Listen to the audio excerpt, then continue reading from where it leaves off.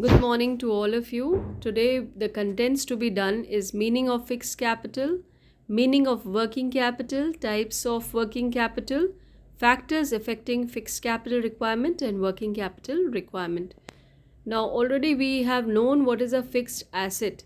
So, fixed asset refers to those assets which remain in the business for more than 1 year, like plant, machinery, furniture, etc. Now, whatever money which is invested in these fixed asset is termed as fixed capital. So, fixed capital is a money invested in fixed asset which is to be used over a long period of time. How to manage these fixed assets? The management of fixed capital, how to manage fixed capital should be that the fixed capital should be procured with minimum cost and it should be utilized effectively. Fixed capital is also known as capital budgeting decision. So decisions taken to invest in fixed asset is also termed as capital budgeting decision. Moreover, you should also know that fixed asset should be financed from long-term sources. Long-term sources like shares, debentures, long-term loans, etc. Not from the short-term sources. Okay? What is the importance of capital budgeting decision? Why is it that we need to have make decisions regarding these fixed capital assets? Okay, so why is it important to take the decision of fixed capital asset properly? Because long term growth and effects, these decisions have long term implications for the firm, because we are putting money in such assets which are going to be in the company for a long period of time. Therefore, such decisions should be taken very carefully. Not only this, these require large amount of funds. So when you are planning for a fixed asset like plant, machinery, etc., it needs a lot of funds. So it has to the decision, capital budgeting decision needs to be taken very carefully. Not only this, high degree of risk involved. When you take huge amount of money, so the risk involved is also very high.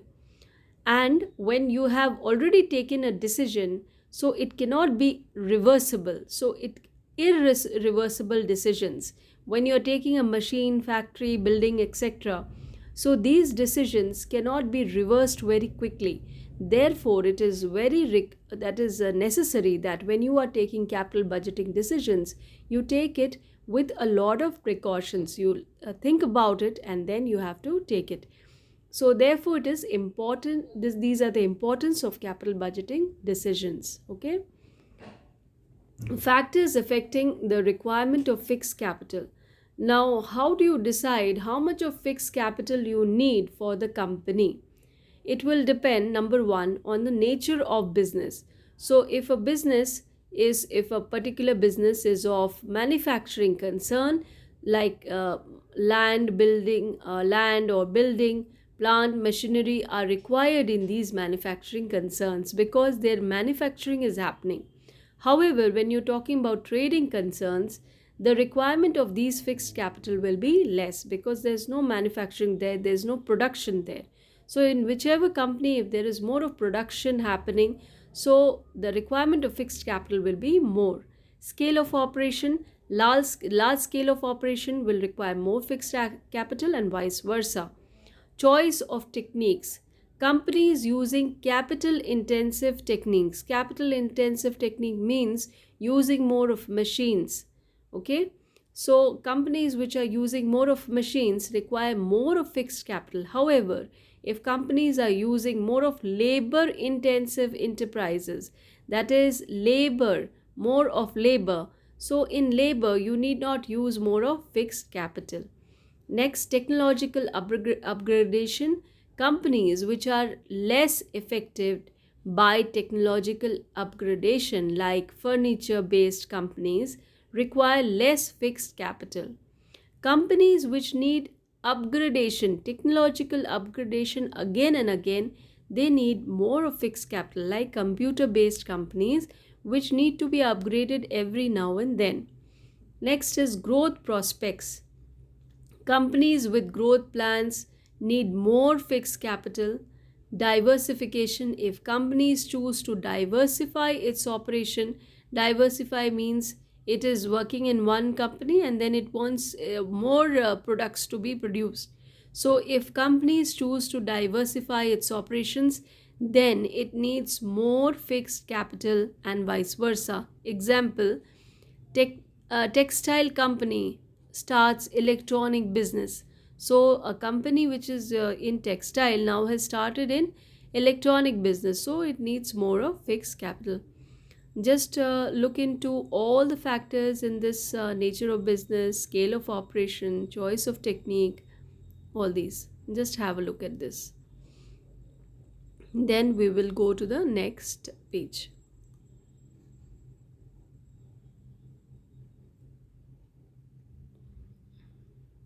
Okay. Factors affecting, again, the two remaining factors. Financing alternative. So, a company which purchases on cash basis requires more fixed capital, and companies which are using financial and leasing facilities, that is, they are financing themselves from other that is financial institutions, they need less of fixed capital. However, companies which are dealing in cash basis, they are using cash to purchase the asset, they need more of fixed capital. Next, level of collaboration. If an organization collaborates with other, that is, if there is partnership between two companies, then in that case they share the facilities, they share the resources, they share the machines. In that case, less of fixed capital is needed. Okay, and vice versa. So these are the factors affecting the requirement of fixed capital. Next, working capital, children. Working capital refers to that part of total capital which is required for holding current assets. So, what is current assets? Current asset refers to those liabilities which are expected to get converted into cash or cash equivalents within a period of 1 year. So, current assets are those assets which can quickly be converted into cash or cash equivalents. So, money required or capital required for holding the current assets is termed as working capital requirements, like cash in hand, marketable securities. These can be converted into cash or cash equivalents very easily. Bills receivable, debtors, raw material, etc. So, these money required for these kind of things are termed as working capital requirements. Current liabilities refers to those liabilities which are payable within a period of 1 year. So, I hope it is clear. Working capital refers to that part of total capital which is required for holding current assets. So, what are current assets? Which are easily converted into cash within a period of 1 year. Types of working capital: gross working capital and net working capital. Gross means sum total. So it refers to investment in all current assets taken together. So gross working capital is equal to sum total of current assets. Net working capital, it is referring to the excess of current assets over current liabilities. So what are the current assets that the company is having minus current liabilities gives us what is termed as net working capital. Factors affecting working capital requirements. So, what does a company need to consider before deciding the amount of working capital requirement? Nature of business. A trading concern requires less working capital, and if it is a manufacturing concern, it requires more of working capital. Scale of operations, again large scale operations, so more working capital, and vice versa. Business cycle, during boom when there's a lot of business, more working capital is needed, and during depression phases, less of working capital required. Inflation, when the prices are rising very high, when the prices of raw materials are rising very high, This necessitates more of use of funds. So more of working capital is needed. However, if companies can raise their price proportionately, that is, if there is increase in the price of raw material, the company also increases the price of its goods, then there is no serious problem of working capital in that case. However, during inflations, there is need of more working capital requirements. Okay. Next is factors affecting working capital requirement, seasonal factors. Okay, if firm is operating in seasonal goods and services, then working capital requirement will also fluctuate with the seasons. More will be needed during peak seasons and less during the, that is when there is no that is requirement, or there is no business. Okay, so especially winters are coming, children, so woolen textile industry needs more working capital. Okay, working capital during winters, and less working capital during summers. Okay, then production cycle is the time span between the receipt of raw material and conversion of the same into finished products. So production cycle, raw material along with labor are tied up. When the firms with shorter production cycles, okay, manage with less working capital.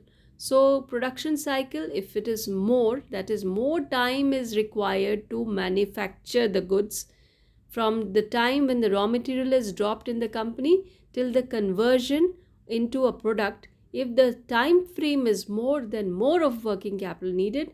If the conversion or the production cycle is less, that is immediately it is converted into product, then less of working capital is needed. Credit allowed. Credit policy of the company determines the average time period needed to collect the sales proceeds. So a company following liberal credit policy needs more working capital. So if a company is liberal in its credit policy, it is allowing the credit to be given to the that is people, and not taking it on time, then it needs more of working capital. However, companies which are very strict with the credit allotments, okay, so they are needing less of working capital. Credit available. The requirement of working capital also depends on credit facilities enjoyed by the company. A company enjoying more of credit facilities, okay, needs less of working capital. And a company which is not using the credit facilities, then the company will require more of working capital. So if a company has credit facilities, okay, from its suppliers, it will need less of working capital. So if a company does not have credit facilities from the suppliers and all, so it will need more of working capital. Operating efficiency. A firm with higher degree of operational efficiency require less working capital, as it has to invest in stocks, debtors, etc. On the other hand, a less efficient company needs more working capital due to more investment in inventory and debtors. Availability of raw material. If raw material is readily available, there is less time gap between placing an order and actual receipt of the material, then less working capital is needed. So however, if the business does not have easy access to raw material, more of working capital is needed. Growth prospects. The firm which have sufficient possibility of growth require more working capital, and vice versa. Level of competition. The extent of competition influences the working capital needs. So more working capital is required in highly competitive market, and less of working capital is required if the market is not very competitive. Okay, so this is it for today, children. So these are the factors affecting working capital requirements and the factors affecting the fixed capital requirements of the company. Okay, so please go through your books, okay, for greater details. Thank you to all of you. Have a nice day.